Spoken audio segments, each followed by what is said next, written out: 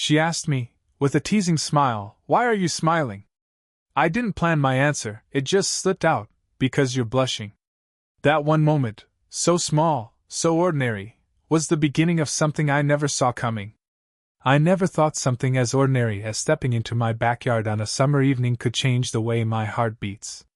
But that night, as the sky shifted into shades of orange and pink, and the air carried the faint scent of freshly cut grass, I saw her again, my neighbor. She was tending to her garden, as she often did after work. There was something graceful about the way she moved, kneeling carefully among the roses, brushing dirt from her hands with a gentle patience. She was older than me, though I rarely thought of it that way. To me, she carried a kind of presence that made the world slow down. 42, perhaps, though her age seemed less a number and more a reflection of the life she had lived, confident, self-possessed, yet with a softness in her eyes that hinted at vulnerability. I leaned against the wooden fence that separated our yards, not intending to interrupt, just watching quietly. She looked up suddenly, catching me in the act, and raised an eyebrow. "Why are you smiling?" she asked. The words caught me off guard, and before I could overthink it, I replied with the truth. "Because you're blushing." For a moment she froze, as if unsure whether to laugh or look away. Her hand instinctively brushed her cheek, though I doubt she realized it. The faintest shade of pink really had risen there, matching the roses she was trimming. And the sight of her, flustered and slightly amused, made my smile widen. She shook her head, her lips curving in a way that suggested she wasn't entirely displeased by my comment. "You're imagining things," she murmured, bending back toward the soil as though the flowers suddenly needed her urgent attention. But I noticed the way her fingers lingered a little too long on the stems, as if giving herself time to collect her thoughts. I stayed leaning on the fence, listening to the hum of cicadas filling the silence between us. There was no rush. That was the thing about moments like this, they didn't need to be chased. They simply unfolded. As the sun dipped lower, the light touched everything with a golden warmth. It brushed against her hair, turning the strands into a soft halo, and I caught myself staring longer than I should have. She glanced up again, and our eyes locked for the briefest second. Neither of us spoke, but something passed between us, a quiet recognition. I realized then that it wasn't just her beauty that drew me in, but the subtle contrast between her confidence and her vulnerability. She carried herself with poise, but her blush betrayed her, reminding me that even someone who seemed untouchable could still be moved by something as simple as a smile. I wanted to say more, to prolong the conversation, but I also didn't want to push. So I just stood there, letting the evening air settle around us. A breeze rustled through the garden, carrying with it the fragrance of roses and damp soil. Finally, she glanced back up, a faint smile tugging at her lips. "You're far too observant for your own good," she said lightly. I laughed softly. "Maybe. Or maybe I just notice what others might miss." She tilted her head, studying me for a moment, before returning to her flowers. Yet, even as she pretended to be absorbed in her work, I knew she felt my gaze lingering. And I think she let me. The truth is, that evening wasn't about confessions or declarations. It was about the spark that flickers before a flame. A passing smile, a teasing question, an unguarded blush. Small things, but the kind that carve themselves into memory. As the last of the light faded, I stepped back toward my door, but not before glancing once more across the fence. She was still there, trimming roses, but her expression was softer now, her smile lingering when she thought I wasn't looking. That was the first time I realized, sometimes, the most powerful beginnings don't come with fireworks. They come with a smile, a blush, and a silence that says more than words ever could. The next time we spoke, it wasn't over a fence. It was over coffee. She had invited me, casually, in the way neighbors sometimes do, though something about the way she asked made it feel like more than simple courtesy. "You should come by for coffee sometime," she'd said, her tone light, but her eyes searching mine as if to see whether I would take the invitation seriously. I did. Her porch was the kind of place that seemed built for conversations that linger. A wooden swing creaked gently in the corner, and small potted plants lined the railing, each one cared for with the same patience she gave her roses. When I stepped inside, the scent of freshly brewed coffee wrapped around me, warm and inviting. She poured 2 cups, her movements unhurried, graceful. As she handed me mine, our fingers brushed. Just for a moment, but enough for me to feel the quiet pulse of something unspoken. She didn't pull away immediately. Instead, her hand lingered on the mug, her smile soft, almost teasing. We sat across from each other at the small table by the window. At first, our conversation was the kind of small talk you'd expect, about the weather, the neighbors, the errands we had both put off that week. I found myself listening more to the sound of her voice than to the words themselves. It had a low, steady warmth to it, the kind of tone that makes even ordinary things sound worth remembering. But beneath the surface of our easy talk, I noticed the subtle details. The way her gaze held mine a little too long, the way her smile lingered when she thought I wasn't watching. I noticed how she leaned forward slightly when I spoke, as if she didn't want to miss a single word. At one point, I made a light-hearted remark that drew laughter from her, a genuine, unguarded laugh that filled the room. She covered her mouth with her hand, embarrassed at how freely it had slipped out, but I caught it. That laugh, I thought, was one of the most beautiful things I had heard in a long time. As the conversation deepened, she began to relax. She told me about her love for books, pointing to the stack on the shelf nearby, novels half-read, poetry collections marked with folded corners. She spoke of how she liked to wrap herself in a scarf on chilly evenings, sitting there on the porch with a mug of tea and a story in her hands. The more she shared, the more I saw her not just as my neighbor, but as someone with layers I wanted to know. Someone who carried her solitude like both a shield and a comfort. When she passed me the sugar, her hand brushed mine again. This time she paused, just briefly, her eyes flicking up to meet mine before she looked away. The silence that followed wasn't awkward. It was heavy in a different way, like we both knew we were standing at the edge of something neither of us was ready to name. I took a sip of the coffee, letting the warmth steady me. "You make good coffee," I said, my voice quieter than before. She smiled, almost shyly. "I've had years of practice. Coffee is my ritual." For a while, we didn't talk much. We didn't need to. The sound of evening crickets drifted in through the open window, blending with the faint clink of our cups against the table. The glow of the lantern in the corner painted the room in soft light, casting shadows that made the space feel intimate, almost secret. And as I sat there across from her, I realized something important. It wasn't the coffee, or the books, or even the laughter that kept me rooted to that seat. It was her, the quiet strength in her presence, the way she carried herself with grace but allowed herself these fleeting, vulnerable moments. When I left that evening, I felt it. The bond between us had shifted, even if just a little. The smile she gave me as I stepped out the door was different from the ones before, warmer, more personal. And for the first time, I began to wonder if I wasn't the only one noticing these small, stolen moments. It was late one evening when our conversations shifted from the light-hearted to something deeper. The air outside was cool, the kind that makes you want to wrap yourself in something warm. She had invited me over again, this time without much pretense, just a quiet, almost casual, "Come by if you're not busy." Her living room felt different at night. The lamps were dim, their golden light spilling softly across the bookshelves and patterned rug. A single candle flickered on the coffee table, releasing the faint scent of vanilla. She sat curled up in the corner of the couch, a blanket draped loosely over her shoulders, a mug of tea in her hands. I sat beside her, close enough to feel the warmth of her presence, though not so close as to cross an invisible line she hadn't yet drawn.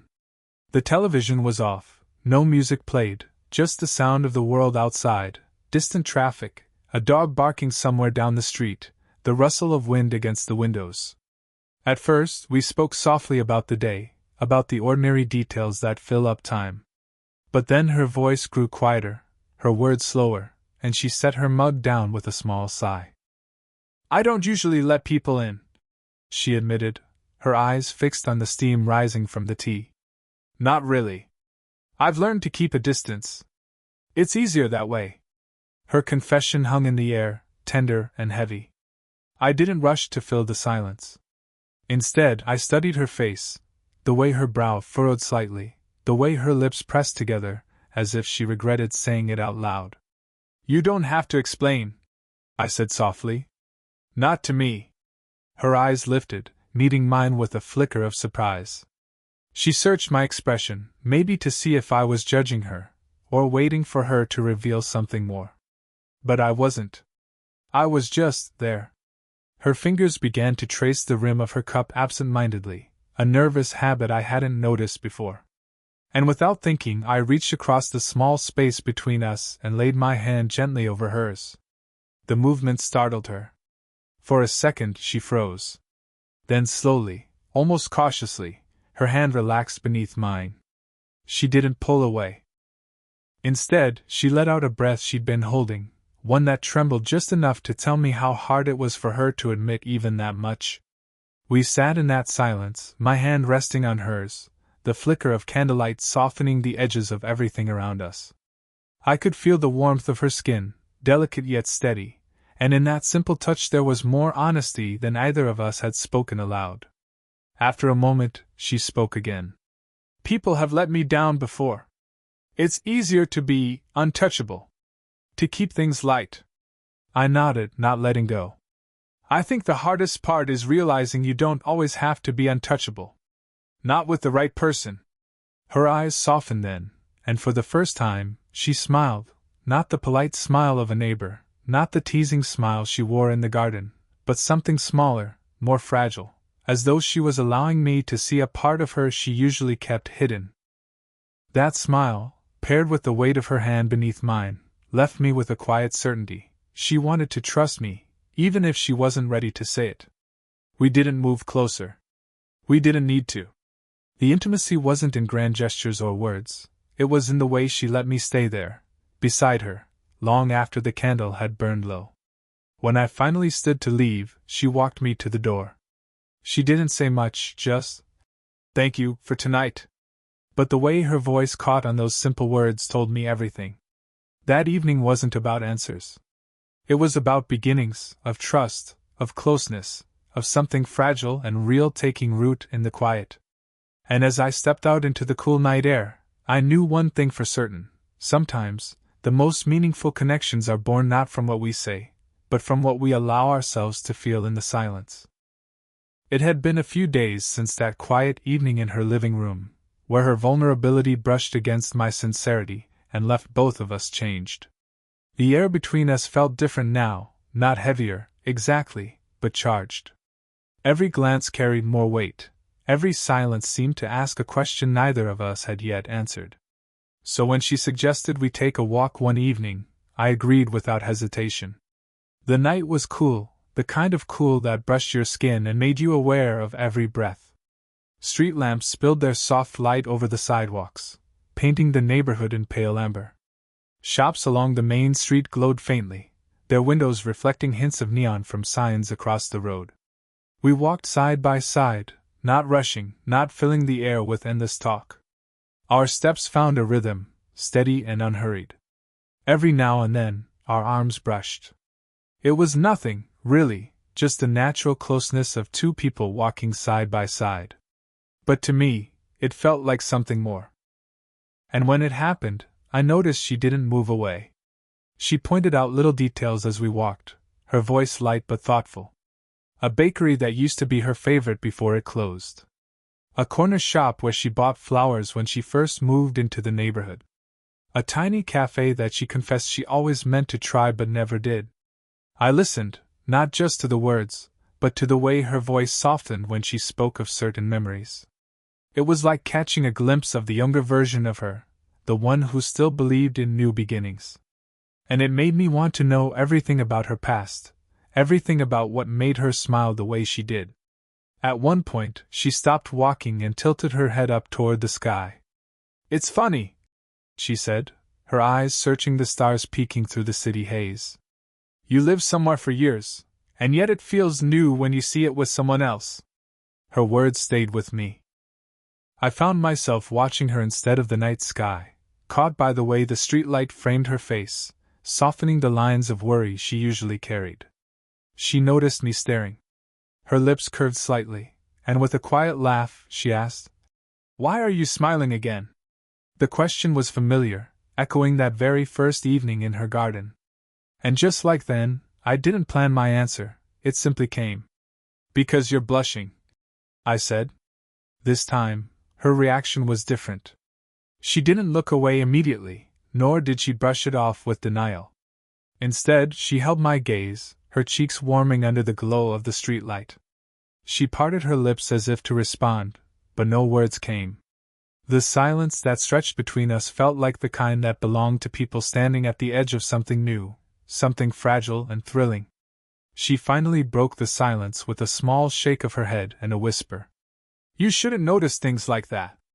"Maybe I can't help it," I replied gently. For the rest of the walk, we didn't talk as much. Our closeness became its own kind of language. The soft brush of her sleeve against mine, the way her hand nearly grazed mine when our arms swung in sync, the unspoken awareness that each step forward was taking us deeper into a territory either of us had meant to wander. By the time we circled back toward our street, the night felt quieter, the world smaller, as though it had been holding its breath for us. We stopped in front of her house, standing under the glow of her porch light. For a long moment, neither of us moved. There was no need for long words, no grand declarations. Just the quiet hum of shared awareness. She smiled, softer this time, and whispered, "Good night." And as I walked back to my place, my chest carried the weight of that unspoken moment, the warmth of her blush, the silence that felt like confession, and the certainty that something between us had just crossed an invisible line. The days that followed our walk felt different. Something had shifted between us that night under the streetlights, something neither of us could deny. But instead of bringing us closer, it seemed to push her into retreat. I noticed it first in the silences. Where she used to linger by the fence, she now passed more quickly, her greetings shorter, her smile polite but fleeting. I told myself not to overthink it, but her absence was louder than any words she could have spoken. One evening, I stood in my yard, waiting for the sound of her footsteps, the soft laugh that used to spill into the night air. But the fence stayed quiet, and the garden where she usually spent her evenings remained dark. The ache of missing her surprised me. How someone I hadn't known all my life could so quickly become the presence I felt most when she was gone. It wasn't until a few days later that I saw her again. She was coming home with grocery bags in her arms, her hair loose around her shoulders, a few strands falling across her face. I offered to help, and though she hesitated, she let me carry them inside. Her home looked the same as always, warm, lived in, filled with quiet details that spoke of her life. But she seemed different. Her movements were quicker, her words shorter, as if she wanted to keep a distance even while I stood right there. Finally, I asked gently, "Did I do something wrong?" She stopped mid-step, her hands resting on the counter as she set down the last of the bags. Her back was to me, but I could see the way her shoulders rose and fell with a heavy breath. When she turned, her eyes were softer, but guarded. "This feels dangerous," she said quietly. I didn't answer right away. Dangerous. The word carried weight, but also meaning. It wasn't anger in her voice, it was fear. Fear of what this connection might mean, of what others might say, of what stepping too close could cost her. She looked away, her fingers brushing over a mug as if it could ground her. "I like the way things are. I like the simplicity. But with you, I keep forgetting where the lines are." Her honesty struck me deeper than if she'd simply pushed me away. She wasn't rejecting me, she was wrestling with herself. I stepped closer, but not too close, careful not to corner her. "Then let's not rush it," I said softly. "I'll wait. As long as it takes." Her eyes flicked back to mine, searching, as if she didn't quite believe someone could mean those words. "You don't know what you're asking," she whispered. "Maybe not," I admitted, "but I know how I feel. And I know that what I feel when I'm with you is worth being patient for." For a moment, silence stretched between us again. She looked down at her hands, then back up at me. I thought she might say something more, but instead, she gave a small, almost imperceptible nod. I didn't press further. Instead, I stepped back, giving her the space she seemed to need, even if it left me wanting more. That evening, as I left her house, the sky was heavy with gray clouds, the smell of rain in the air. The world seemed to echo the tension between us, thick, uncertain, waiting for something to break.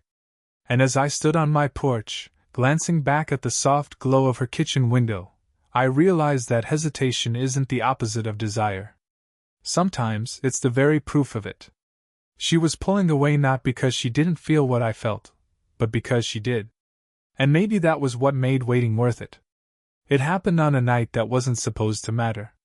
Just an ordinary evening, the kind you don't expect to remember. I had stepped outside, restless, pacing the quiet street. And there she was, standing by her gate, looking at the sky as though it held answers. The clouds were heavy, swollen with the promise of rain. The air carried that charged stillness that comes before a storm. She noticed me, offered a faint smile, and without needing to ask, we fell into step together. We didn't talk much at first. The silence wasn't uncomfortable, it was simply full.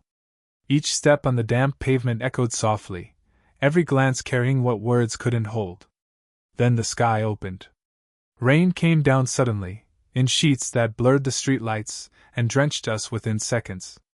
We laughed, both of us caught off guard, both too slow to run. She grabbed my hand without thinking, tugging me toward the shelter of her porch. By the time we reached it, we were breathless and soaked, water clinging to our hair and clothes. She pushed her wet hair back, strands sticking to her cheek. Her chest rose and fell quickly, her laughter fading into something quieter, heavier. The sound of the rain filled the silence between us, pounding against the roof, trickling down the gutters. I watched a single drop slide down her cheek, catching the glow of the porch light. Without thinking, I reached up and brushed it away with my thumb. My hand lingered, tracing the warmth of her skin even as the cool air wrapped around us. She froze, her eyes searching mine. Not pulling away, not stepping closer, just standing in that delicate space where choice lives. "You make me feel younger than I want to admit," she whispered finally, her voice barely audible over the rain. The honesty in her words struck me deeper than any declaration could have. There was no teasing in her tone, no careful mask. Just truth, raw and fragile. I swallowed, my hand still against her cheek. "And you make me braver than I've ever been." Her lips parted slightly, as if to reply, but no words came. Instead, she let out a trembling breath and leaned, just slightly, into my touch. It wasn't a kiss, wasn't even a full embrace. But in that subtle lean, in that acceptance of closeness, there was more intimacy than I'd felt in years. The storm raged on around us, but the world felt smaller, quieter. The warmth of her hand found mine again, this time deliberately, her fingers weaving into mine with a tenderness that said more than hesitation ever could. For minutes, we stood there in silence. The rain, the glow of the porch light, the faint scent of wet earth, everything blended into a backdrop for that fragile, unspoken confession. She finally broke the silence with a quiet laugh, though it was softer this time, almost nervous. "This is crazy," she murmured, shaking her head. "Maybe," I said, squeezing her hand gently. "But maybe it's also real." Her eyes met mine again, and for a fleeting second, I thought she might close the distance fully. But instead, she pulled back just enough to steady herself, her walls not entirely gone but softened in a way I hadn't seen before. We stayed there until the rain began to ease, until the storm quieted to a gentle drizzle. And when we finally stepped inside, dripping and chilled, we didn't speak of what had just passed between us. We didn't need to. Because sometimes, the most important confessions aren't spoken loudly. They're whispered through touch, through the brush of a hand on a cheek, through the way two people hold on just a little longer than they should. That night, under the storm, I knew she felt it too, the pull, the possibility, the danger of it. And even if either of us had the courage to name it yet, it was there. Real, undeniable, and waiting for us to face it. That night, after the rain had slowed to nothing more than a soft drizzle, she invited me in.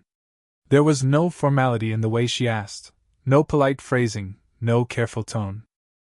Just a quiet gesture of her hand toward the door, a look that said she didn't want the evening to end just yet. Her home felt different after the storm. The air carried the damp scent of rain, and the faint patter against the windows created a rhythm that softened everything inside. She disappeared for a moment, returning with a blanket and 2 steaming mugs of tea. Without asking, she placed one in my hands and wrapped the blanket loosely over both our shoulders as we settled onto the couch. We didn't speak much at first. Silence had become our language, soft, unhurried, meaningful. She leaned back, her shoulder brushing mine, and I felt her body slowly relax, the tension she often carried in her frame giving way to something calmer. Her hand rested on her lap, close enough that I could feel its warmth even without touching. I hesitated only for a second before placing my hand over hers. She didn't flinch, didn't pull away. Instead, she turned her palms slightly so our fingers could fit together naturally, as though this had always been waiting to happen. For a long time, we sat like that, listening to the world outside. The clock ticked steadily in the background, a grounding reminder of time moving forward, even as we lingered in a moment that felt suspended. Eventually, she broke the silence with a voice softer than I'd ever heard from her. "Maybe I've been afraid of something good finding me," she said, her words trembling at the edges. I turned slightly, studying her profile in the dim lamp light. There was no mask in her expression, no playful deflection, only honesty, vulnerable and bare. "Then let's not call it good or bad," I whispered. "Let's just call it ours." She looked at me then, really looked, her eyes searching, as if trying to decide whether to trust my words. And slowly, a small smile curved her lips. Not the cautious smile she wore in the garden. Not the polite smile of a neighbor. This was different. This was the smile of someone who wanted to believe. She shifted closer, resting her head against my shoulder. The weight of her felt grounding, like an anchor I hadn't known I needed. My hand squeezed hers gently, our fingers interlaced beneath the blanket. We didn't kiss. We didn't need to. The intimacy was already there, in the way her breath slowed against me, in the way her trust settled like warmth between us. It was quieter, steadier, more powerful than any grand gesture could have been. The minutes passed, but I didn't care. The storm had washed the world clean outside, and in that stillness, it felt like something had shifted inside us too. She let out a soft sigh, her voice barely more than a whisper. "I don't know what happens next." I leaned my head slightly toward hers, my words steady. "We don't need to know. Tonight is enough." She didn't answer, but her fingers tightened around mine, her silence carrying the weight of agreement. That night didn't end with promises or declarations. It ended with something quieter, something more real, 2 people sitting together in the afterglow of rain, choosing to share the silence, choosing to stay. And though we left the future undefined, I knew, deep in the steady rhythm of her breathing against me, that whatever this was, whatever name it might eventually take, it was already ours. 21L